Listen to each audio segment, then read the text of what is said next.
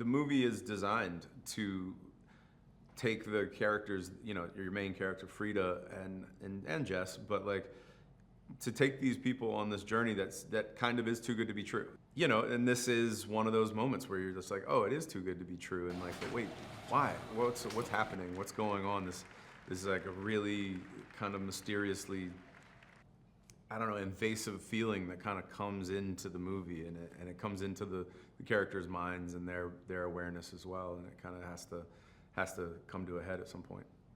Zoë Kravitz is directing this movie, and you know, us as actors that have directed or want to direct, you know, we get lots of directors step on their first movie never having been on a movie set, and like we get, I guess, the privilege to have worked with a lot of really good directors, and get to cherry pick of like, you know, process and things, and you know, Zoe's worked with some really talented people. At the end of the day, every single movie, in my opinion, is just a mirror of the director, and I really think that this movie's a perfect example. Like, Zoe's insanely smart, like, you know, but she's also very stylish and incredibly clever. Like, she's one of the more clever people that I've ever met.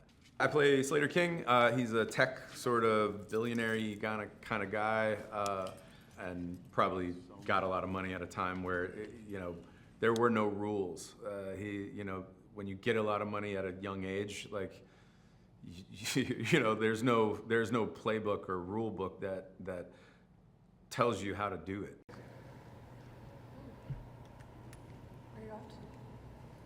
I mean, I could sit here and talk about Naomi for hours. I mean, but the easiest way to say it is just that she's probably one of the more talented people that I think I've ever worked with. Like, she can kind of do it all and does it weirdly effortlessly. Like, you know, she'll just drop into a perfect English or American accent, like no problem, and just keep it going.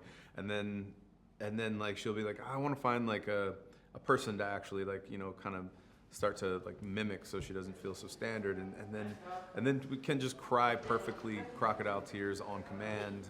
I mean, but she's also super funny and just vulnerable. I think that her real character and her real like humanness, I think, is like one of the biggest, I think, weapons that she has as like a creator. She's so sweet and so humanly like vulnerable, that I think it just kind of oozes through every single scene.